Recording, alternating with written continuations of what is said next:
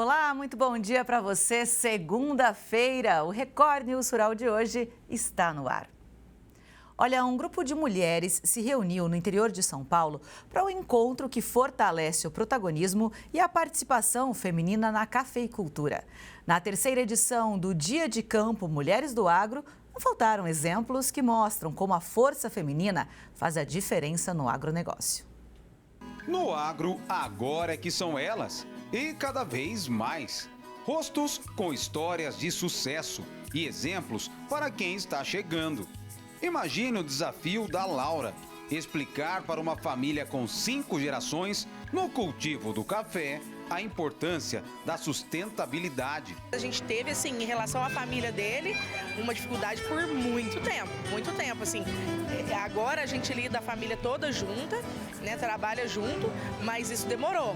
Vanessa nasceu na fazenda e, na juventude, preferiu cursar direito e morar na capital. Com o tempo, deixou São Paulo e resolveu assumir a gestão dos negócios da família no agro, no interior. Uma decisão desafiadora. Fui no workshop em São Paulo e experimentei café especial. Eu falei, que isso? Minha família produz café, eu nunca tomei meu próprio café. E aí voltei e falei, mãe, a gente precisa selecionar nossos grãos para ver o potencial que a gente tem aqui.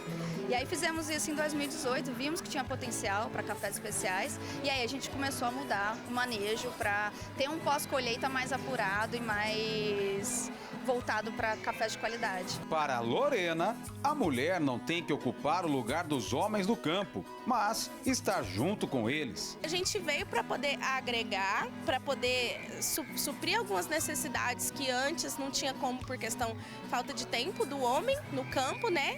E a gente veio com a nossa delicadeza, inclusive, para poder, né, tá contribuindo aí naquilo que precisa. Mas se hoje elas são respeitadas no campo, muito se deve às mulheres que lá atrás assumiram um papel principal no agronegócio. A Fernanda veio com o marido para que ele cuidasse da fazenda da família. Com a morte precoce dele, no início da década de 1990, ela assumiu a frente dos negócios. Hoje eu adoro café, sou apaixonada, não me vejo fazendo outra coisa, é uma coisa que me dá muito prazer e a minha família toda está envolvida também na produção de café, né? Todos participam do dia a dia da fazenda. Vencer o preconceito ainda é um desafio nos dias de hoje. Há quase 100 anos, ter uma mulher administrando uma propriedade rural era algo visto como inaceitável. Não para a dona Juliana, de 103 anos, onde mais de 80 deles vividos no campo. Quando fez 15 dias que eu tinha casado, eu acompanhei o meu marido para a roça. Então a minha família falou assim, você nunca foi na roça?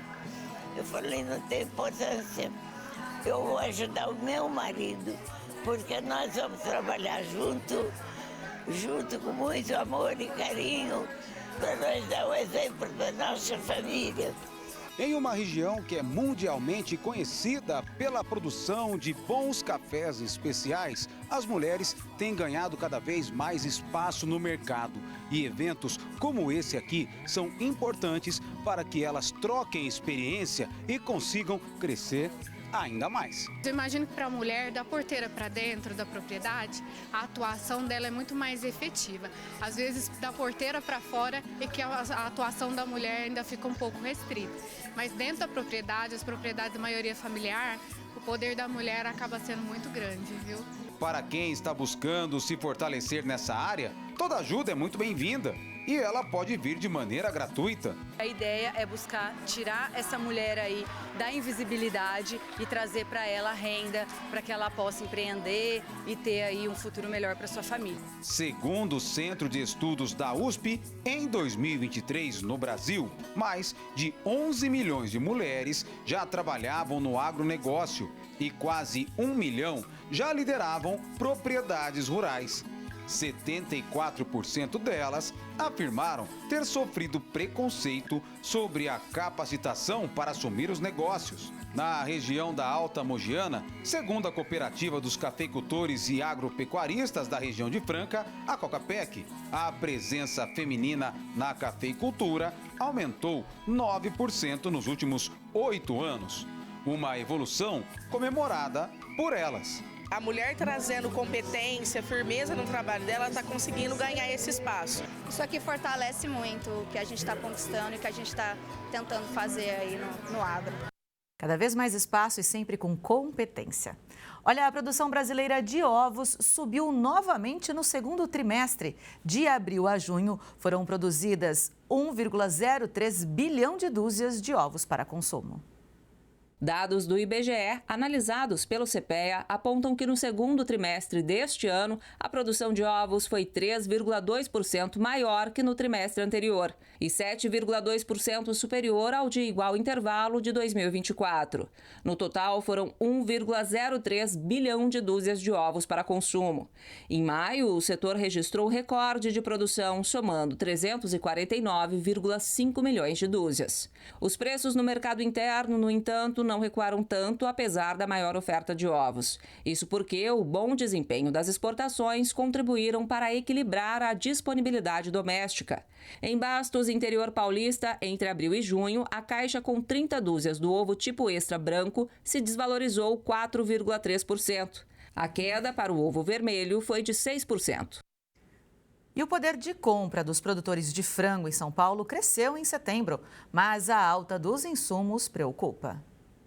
Os recentes aumentos nos preços do milho e do farelo de soja preocupam os produtores, mas ao mesmo tempo o frango vivo vem se valorizando, garantindo situação favorável ao criador. Pesquisadores do CPEA apontam que a alta no preço da ave está associada ao tradicional aquecimento da demanda na primeira metade do mês. No caso do milho, ainda que novas estimativas indiquem crescimento na produção brasileira da safra 2024-2025, os preços do cereal seguem registrando pequenos avanços, sustentados pela firme demanda interna e pela posição mais cautelosa de vendedores, que limitam o volume disponível. Quanto ao farelo de soja, parte dos consumidores retomou as compras do derivado e os valores oscilaram nas regiões pesquisadas pelo CPEA. O Rio Paraíba do Sul, no norte fluminense, sofre com os longos períodos de estiagem. O cenário tem afetado os agricultores e pescadores da região. Alguns estão deixando a profissão. A estiagem prolongada que ultrapassa estações tem provocado a manutenção do baixo nível do Rio Paraíba do Sul. A cota média do rio abaixo dos 5 metros durante grande parte do ano ameaça diretamente o abastecimento de água, a produção agropecuária e o equilíbrio ambiental na região. O estudo é de comitês que realizam o monitoramento da região do Baixo Paraíba, como o CEIVAP, Comitê de Integração da Bacia Hidrográfica do Rio Paraíba do Sul. A questão ambiental, abaixo, como está hoje em Campos, abaixo da mínima, prejudica peixe, agricultura, pesca, lagoas, o meio ambiente. A biota do rio desaparece com essa concentração, falta de oxigênio. A biota, matéria viva do planta e peixe do rio, tende a desaparecer. No centro de Campos, é possível notar que as pedras estão à mostra. Segundo o CEIVAP, a principal causa é a mudança no regime de chuvas. As estiagens estão mais longas e severas, enquanto as cheias ocorrem de forma mais centralizada. Os extremos tornam o sistema hídrico mais frágil. Além disso, o rio sofre pressão extra por abastecer há décadas a região metropolitana do Rio de Janeiro e, desde 2015, também parte do estado de São Paulo. A pressão das duas grandes metrópoles são cada vez maior. A pressão por demanda de energia elétrica, que é a fonte mais correta é a hidráulica dos rios, cada vez maior. Então a quantidade de barragens é crescente no Rio Macaé, no Rio Itabapoana, no Rio Paraíba do Sul e nos afluentes do Paraíba do Sul. Tem várias, dezenas de barragens.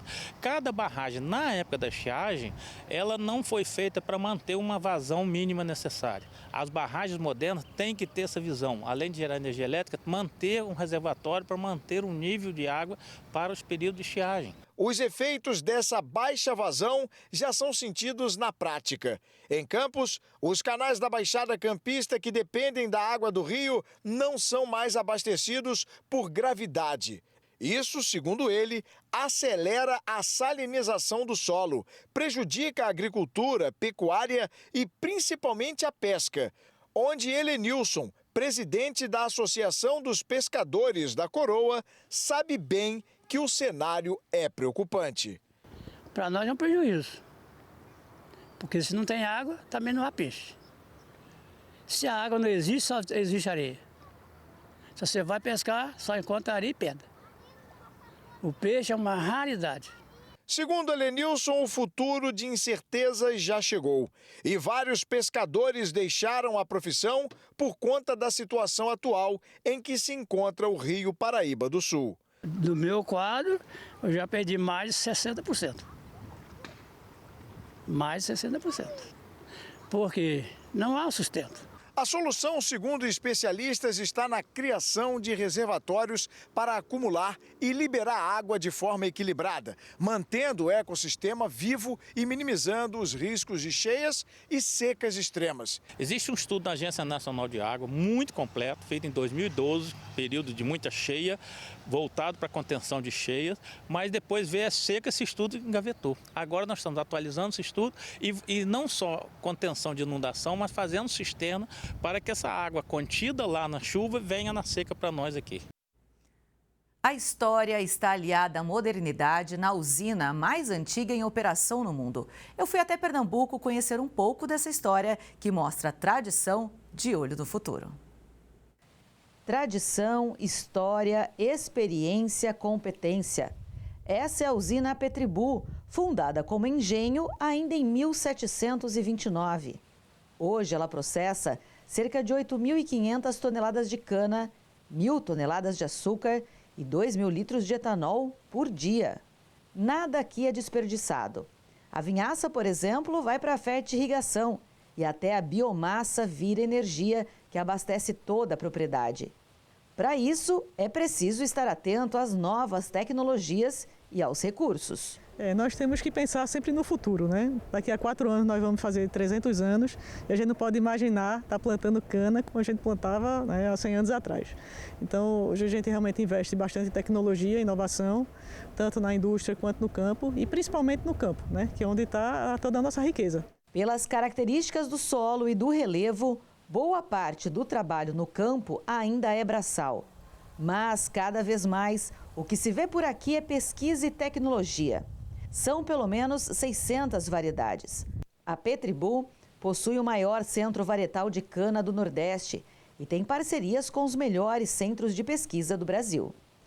Aqui são cerca de 30.000 hectares, com 18.500 ocupados com a produção de cana-de-açúcar, 2.000 para a produção de eucalipto e o restante com áreas de preservação ambiental e preservação permanente.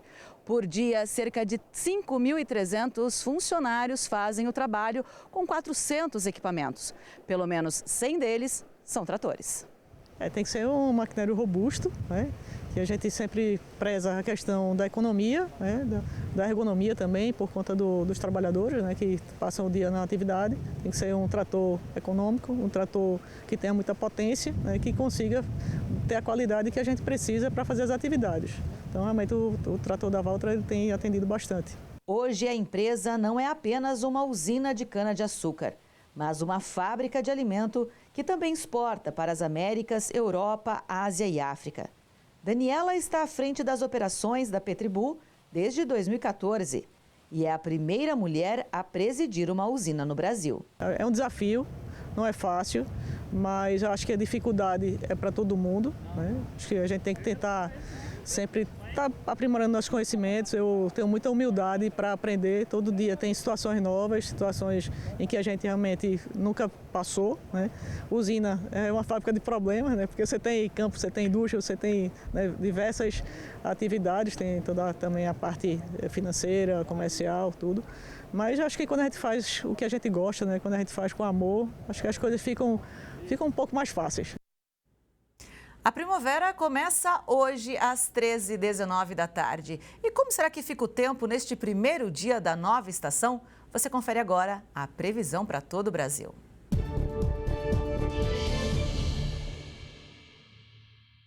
Nessa segunda-feira, o ciclone extratropical e a frente fria ainda atuam sobre o sul do Brasil, mantendo ventos fortes no Rio Grande do Sul durante a madrugada e manhã.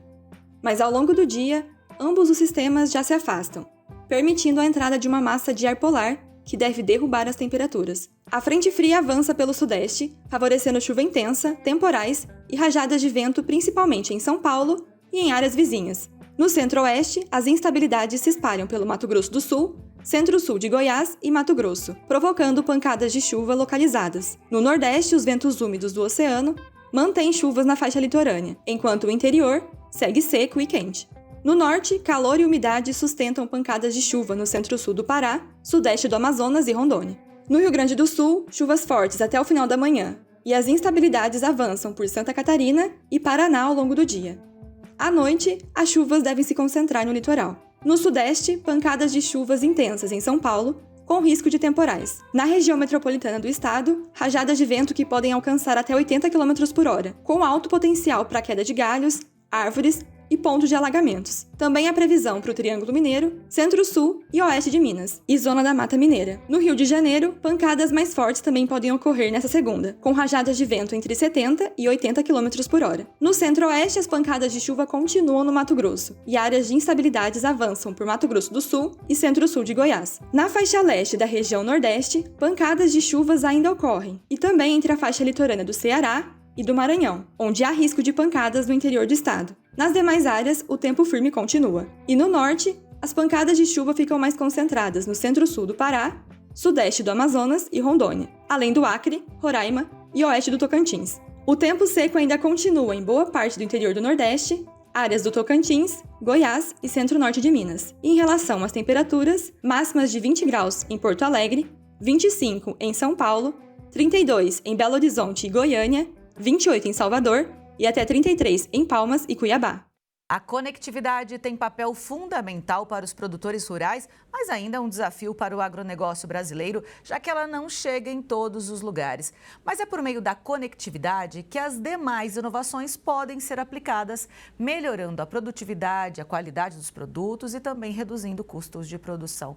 Quem conversa com a gente sobre esse assunto é a Paola Campiello, que é presidente da Conectar Agro. Bom dia, Paola, tudo bem? Bom dia, Ingrid. Tudo ótimo. E você? Tudo bem também. Prazer ter você aqui conosco. E aí é o seguinte, a gente vai falar de conectividade, mas primeiro eu quero que você explique que tipo de conectividade é essa que a gente vai conversar agora. Claro, com certeza. A gente está falando da mesma conectividade que a gente tem na cidade.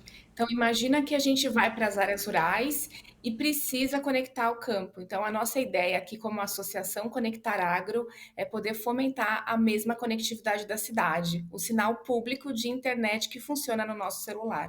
É importante a gente ter isso claro, né? Porque aqui na área urbana a gente tem o 4G, tem o 5G, a gente liga os dados, o Wi-Fi, enfim, funciona praticamente em todos os lugares. Quando a gente vai para o campo, a realidade é diferente. Isso mesmo, hoje a realidade do nosso país mostra que somente 37% das áreas rurais têm conectividade.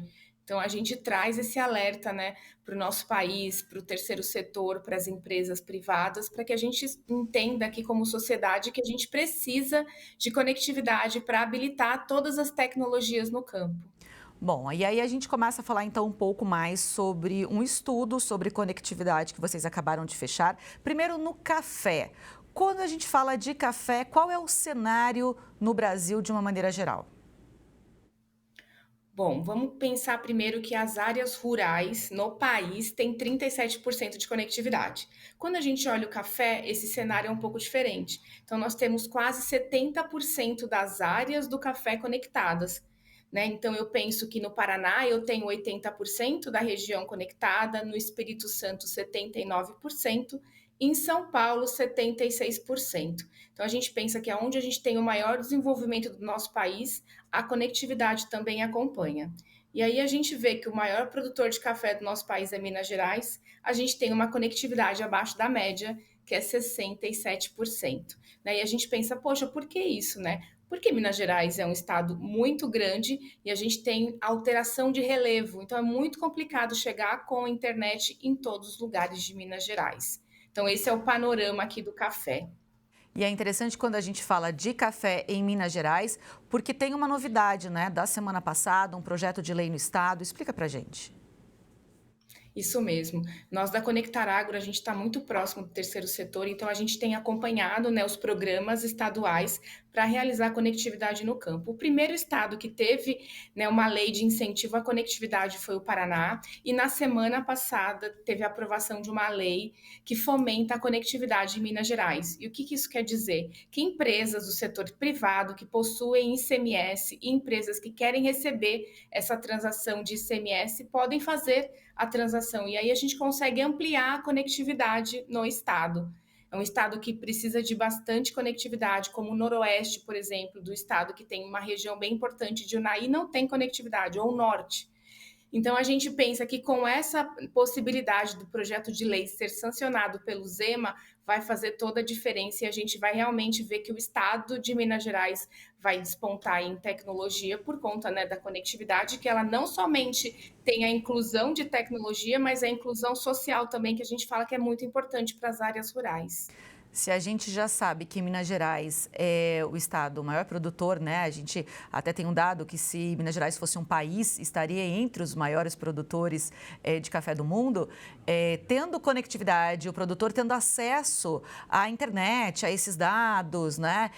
Para fazer a logística à distância, enfim, várias coisas que podem ser beneficiadas com a conectividade. Onde Minas Gerais pode chegar, né, na produção de café? Não, com certeza. E pensa que em Minas Gerais tem pequenos produtores. Nós, da associação, nós fizemos um estudo na região de Viçosa, onde a gente viu mais de 2.500 produtores rurais na região do café. Não possui conectividade. Imagina que com a conectividade a gente consegue habilitar as tecnologias e eu consigo evitar, por exemplo, roubo de café, eu consigo evitar queimadas, né? Então a gente consegue ampliar todo o leque de possibilidades de tecnologia que elas precisam ser iniciadas pela infraestrutura, que é a internet no campo. Aí eu só queria reforçar, entre os estados produtores de café, os que têm menos conectividade é Goiás, com 10,5%, e aí tem Bahia, com 40,7%. Por que essa conectividade, essa internet não chega? A gente falou de Minas por conta de relevo e tal, mas quando a gente tem Bahia, por exemplo, com 10%, a Bahia tem 40%, a gente tem outros estados, Goiás, né, com 10%. Qual que é a dificuldade também desses estados de implantarem? Vamos pensar que as operadoras, né, elas precisam, elas são regulamentadas pela Anatel e elas precisam participar lá de toda a infraestrutura, né, as obrigatoriedades dos leilões de 4G e 5G. Então, eles precisam colocar conectividade aonde tem usuários, né, e onde estão as cidades. Então, as operadoras chegam nas cidades, mas a área rural é muito grande. Então, esse é o grande desafio, é de como que eu chego com uma infraestrutura, seja de fibra ótica, seja de radiofrequência, ou seja também satelital. Então, assim, esse é um desafio muito grande. Em muitos lugares a gente não tem nem energia elétrica, quiçá, né, internet. Então, a gente, como associação, a gente também pensa muito nisso. Como que nós podemos utilizar os fundos públicos, os fomentos, né, para poder ter essa universalização da conectividade? Pois bem, hoje existe um fundo, já existe há um bom tempo, e se chama FUST. Então, é um Fundo de Universalização do Serviço de Telecom. Todo mundo que tem uma conta de internet ou de celular, se vocês olharem a conta de vocês, tem lá 1% do FUST. Esse fundo, ele tem mais de bilhões de reais e ele foi criado para a universalização do serviço de telecom. Então, por que a gente não pode acessar esse fundo, né? Quando eu digo nós, as empresas como um todo que prestam esse serviço. Então, a nossa ideia como associação também é fomentar a utilização desses fundos para que os pequenos produtores e os médios tenham acesso a essa infraestrutura, porque os grandes, eles já conectam. Eles entendem o retorno do investimento, eles entendem de tecnologia, mas a nossa missão aqui como associação é que esse fundo possa ser utilizado e a gente tenha um aumento de infraestrutura no país.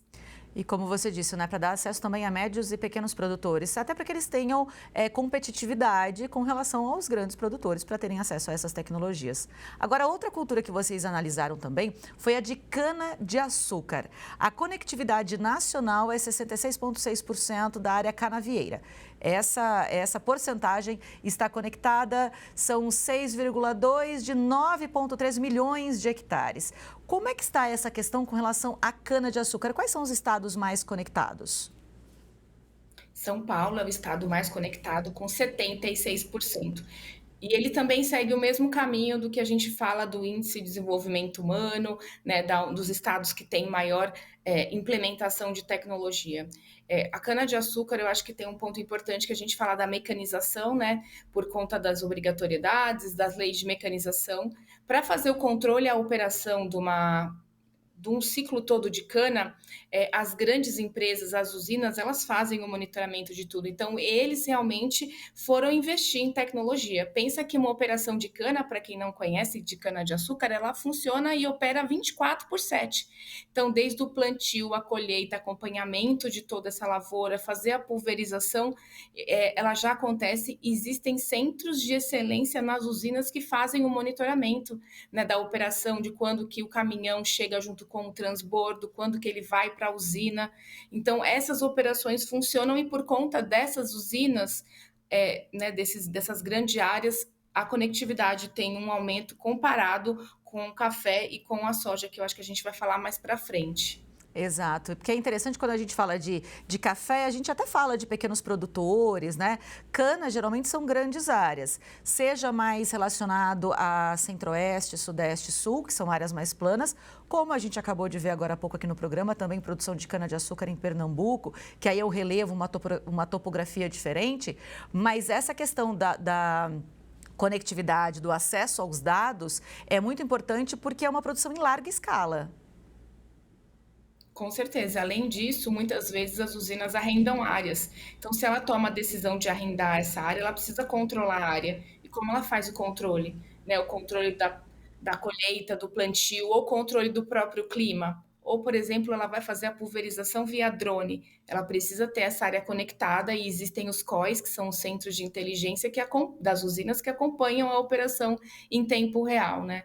Então, é por esse motivo que a gente vê que para a cana-de-açúcar realmente a gente tem muita tecnologia.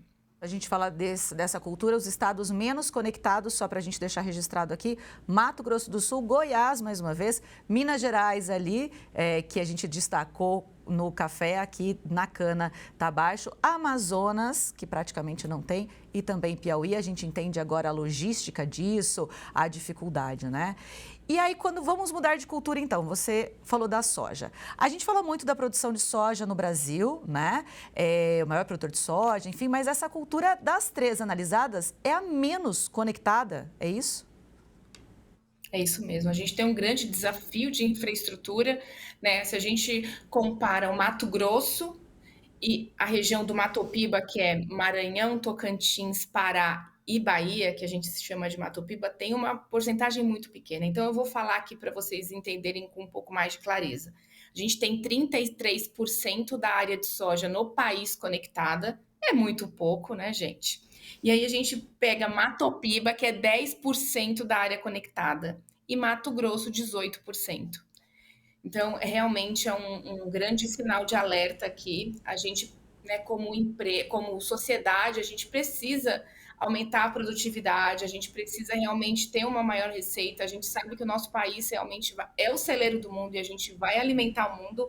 Como que a gente faz isso mantendo as mesmas áreas rurais? Com tecnologia. Como que eu coloco tecnologia? Seja, de repente, uma análise de dado em tempo real, um monitoramento de uma máquina, eu preciso de conectividade. Então, por esse motivo, a gente não consegue aumentar também com larga escala, mantendo a mesma área rural. A gente veio falando ao longo da semana, né, da projeção de safra, inclusive a Conab já fez uma projeção para a próxima safra 25-26, que aponta, né, um crescimento na produção de grãos, da soja especialmente. E aí, quando a gente tem 33% da área conectada, a gente está falando dos quase 40 milhões de hectares, a gente está falando de pouco mais de 12 milhões com essa conectividade. Se a gente já é uma potência na produção de soja no Brasil, como seria, eu repito, como eu falei no estado de Minas Gerais, né? Como seria se o Brasil todo tivesse essa possibilidade de estar mais aí conectado com tecnologia, com um maquinário que tivesse acesso a essas tecnologias? Porque máquina tem, né? Só que muitas vezes o potencial não é utilizado. Isso mesmo, a máquina já sai conectada da fábrica, em 90% dos casos, independente do fabricante. Então, ela chega no campo e não tem conectividade. E aí eu queria trazer um exemplo para clarificar um pouquinho. Um dos nossos associados tem uma fazenda conectada, né, que ela acontece em Água Boa. Então, foi feito, é um laboratório real, né, a propriedade não tinha conectividade, então uma operadora de telefonia instalou a conectividade e a gente conseguiu acompanhar, né, safra a safra, não só por conta da conectividade, mas pela mudança do sistema da operação na fazenda, as pessoas mais preocupadas, focadas, né? E a gente teve, por exemplo, 25% de redução de consumo de combustível na primeira safra. A safra foi 18% mais produtiva e nós tivemos 34% de redução de pegada de carbono. Ou seja, além da fazenda ser sustentável, mais produtiva, ela tem uma redução de combustível muito grande, ou seja, é uma fazenda sustentável. Então, por isso que nós aqui da associação falamos tanto, né, que a gente realmente precisa implementar internet para poder habilitar as tecnologias e a gente mostrar que o nosso país, sim, ele é sustentável, ele preserva as áreas rurais. Exato, tem preservação de áreas verdes, preservação permanente. A gente a cada ano produz mais, muitas vezes em áreas menores.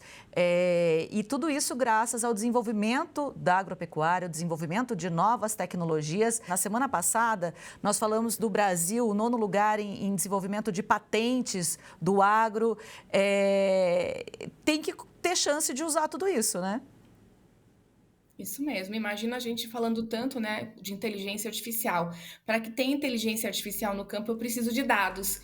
E para ter os dados, eu preciso de sensores. Para ter os sensores, né, que me mandem informação em tempo real, eu preciso de internet para que seja enviado todos os dados para que a gente possa ter mais informação. Porque quanto mais informação a gente tem o maior controle da operação e decisão em tempo real do produtor rural, que é realmente quem é o centro de tudo que a gente precisa fazer aqui como associação e como as empresas da associação. É isso, o produtor precisa disso e as pessoas da cidade recebem esses benefícios quando a gente tem uma produtividade maior, qualidade maior do produto, né? Mesmo os trabalhadores da área. Paula, muitíssimo obrigada pela sua participação e seus esclarecimentos. Muito obrigada, Ingrid. Eu que agradeço. Um bom dia para você.